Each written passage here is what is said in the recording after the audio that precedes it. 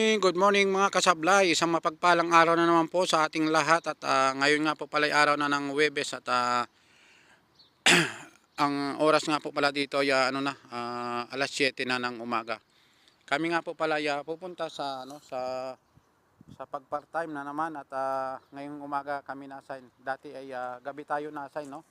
At ngayon ay umaga tayo naman na-assign at maganda rin yan kasi para makauwi din tayo ng hindi alanganing oras. Kasi pag minsan alanganing sa gabi kami na-assign ay hindi na kami nakakapasok dito sa kampo. Kaya doon kami nagpapalipas ng oras ng oras diyan sa labas. Kaya kahit napakalamok ay tinitiis natin para lamang talaga kumita. Kasi bihira lang yung oportunidad sa katulad namin na may nag-o-offer ng mga ekstrang trabaho galing sa labas, no? Kaya kahit na alanganing oras ay hindi kami tumatanggi kasi baka mamaya pag tumanggi kami ay kami rin ang mawalan. Kaya kahit na nilalamo kami sa labas pagantay para lang mabuksan yung pinto sa umaga ay tinitiis namin para lamang talaga kami ay kumita. Kasi yung dalawa namin kasama nga pala ay tinawagan na sa embassy para sa final na barcode ng para sa exit visa. Kasi nanghingi kami ng tulong sa Philippine Embassy para kami makauwi ng libre. Kasi wala kaming makukuha, hindi pa namin nakukuha yung pera namin sa company namin. Hindi namin alam kung makukuha pa ba yan o ano. Kasi kahit na kami nanalo sa kaso, ay hanggang ngayon ay hindi umaaksyon ang dati namin pinapasukan. At hindi rin sila ma-post ng ng Philippine Embassy, hindi rin nila ma-post, hindi nila sakop daw na i-post yung dati namin pinapasukan. Kaya nga hindi namin alam kung kanina kami lalapit para sana parang persahin sila na bayaran na kami kasi ang tagal na namin nag-aantay. Siguro magtatatlong buwan na kami na nanalo sa case at nagpasa na rin kami ng aming mga bank account, pero hanggang ngayon ay talagang hindi umaaksyon yung company namin dati. Hindi nila nilalagyan ng laman yung aming mga account. Pumunta rin kami sa Court of Justice. Ang sabi ay magantay lang. Ganon din. Wala rin, hindi rin nila ma-post. Ewan ko kung bakit. Kaya ang maraming company rin siguro ang parang gumagawa ng mga ganyan kasi wala pa ako nabalitaan dito na mga company na talagang pinarusahan talaga ng bansa na ito. Ang nagsasuffer yung mga workers, mga trabahador, no? Yan ang nagsasuffer sa kanilang hindi maganda at hindi makataong pamamaraan din. Kaya mahirap ang pag-abroad talaga ay hindi lahat sa swerte, meron din talagang minamalas talaga. Kaya kailangan talaga maging matibay ang loob mo pag ikaw ay nag-abroad. Kailangan maging matibay ka at yun nga, lumaban ka sa mga pagsubok talaga at Kaso nga lamang talagang sa amin, sa nangyari sa amin, unti-unti na kaming parang nawawalan ng pag-asa na makuha yung pera namin dahil ilang buwan na lang at mabibigyan na kami ng exit visa ng embassy. Paano na lamang kung lumabas na yung visa na yan tapos hindi pa namin nakuha. Kasi sabi ng embassy, Philippine Embassy natin dito sa Saudi, dito sa Riyadh ay once lumabas ang plane ticket at saka visa ay kailangan talaga kaming umuwi. Makuha man namin ng pera namin o hindi ay obligado kaming umuwi kasi baka maabutan kami ng expired ng aming mga exit visa at saka yung ticket namin. Kaya sana ay may pag-asa pa talaga na makuha namin kasi ilang buwan pa naman, mga 2 buwan pa siguro bago kami makauwi. Sana sa looban ng 2 buwan na yan ay makuha na rin namin kasi kawawa din ang madadat na natin doon. May mga problema na kasi ilang buwan na kaming hindi rin nakapadala, no? Ay tas madadat na mo pa, problema pa rin. Ay imbis na magre-relax tayo ay hindi tayo makapag-relax kasi problema yung atin rin kaharapin sa Pilipinas. Kaya mahirap din pala talaga yung walang wala ka. Kasi kami dati may mga nakasave kaming pera pero ilang buwan na kasi kaming tambay dito kaya yun, naubos na ng naubos. Kaya mahirap ang amin talagang mahirap ang aming pinagdaanan dito. Marami kami, siguro kami mga 16 na Pilipino dito. Pera pa yung mga ibang lahi na mga kasama namin, mga Pakistani, India, Bangladesh, yan.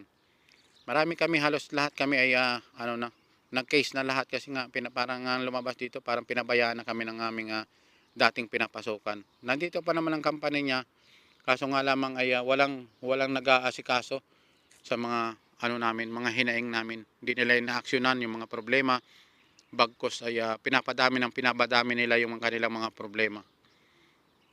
Katulad na lang sa mga resident side din, ng mga panahong hindi tayo pa nagki-case, no? Ay hindi nila nire-renew. Lahat kami ng mga worker, maging mga foreman, mga ibang expired. Grabe ang ginawa sa amin. Pinarusahan kami na kung tutuusin ay dapat dekada na ang ating itinagal dito. Ay dapat ay tayo na ano na sana naging maganda ang trato nila sana sa atin.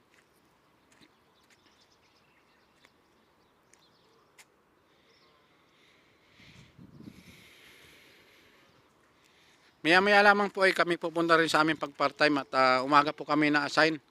Naantay lang namin yung naantay lamang po namin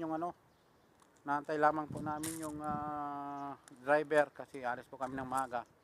At maaga kasi tayong maaga tayong na-assign.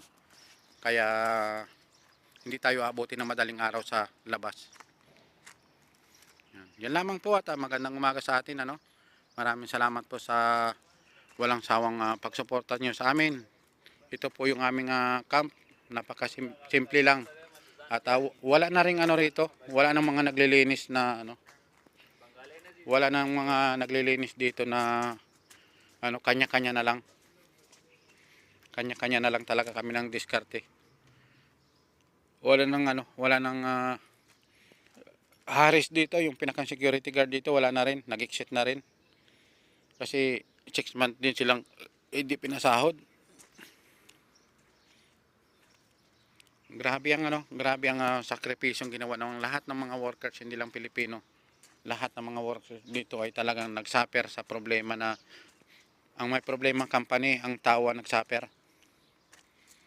Kaya sa mga nagtatrabaho, kung kayo naman ay okay naman ang inyong employer, ay wag nyong iwanan kasi sayang ang pagkakataon. Kami nga lang kung hindi lang nagloko itong aming employer na ito, yung aming pinapasukan, wala pa kaming balak talagang umuwi kasi sa hirap ng buhay sa Pilipinas. Nakikita natin ang sobrang pagmahal ng mga bilihin. Ay paano na lang kung lahat tayo walang trabaho, ano na lang kakainin natin? Paano yung mga bayarin natin sa kuryente, tubig? Kaya lalo na naghihirap ang dating mahirap, lalo na naghihirap. Kaya ang hirap ng sitwasyon, no? Mahirap din pala maging mahirap talaga.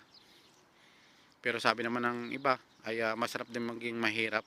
Oo, masarap maging mahirap kasi feel mo yung yung mga pinaghihirapan mo mapipil mo. Kasi pag dati ka ng mayaman, lustay ka na lang ng lustay ng mga pera, hindi mo na naisip na kasi mayaman ka hindi mo maisip na baka bukas wala ka ng pera.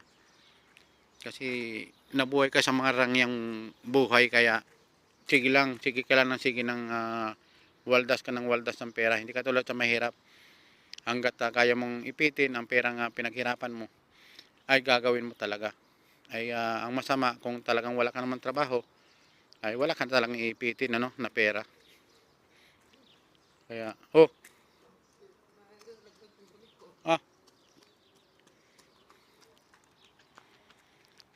yan, kaunting oras lamang din po at pupunta na rin po kami sa aming magpa-part-time kami, maghuhugas kami ng mga plato. Yan po ang aming part-time. Hugas plato, minsan ay naka-assist naman kami sa catering, mag-assist kami. Yung tatlo namin kasama, mamaya sila ma-assign, mag-assist sila sa catering. Mag-helper sila doon. Kaya hindi kami napipermi sa isang trabaho. Minsan sa catering kami, minsan sa paghuhugas. Basta kung saan may available na trabaho, hindi namin tinatanggihan kasi bihirang-bihira yung ganyang nag-o-offer ng trabaho.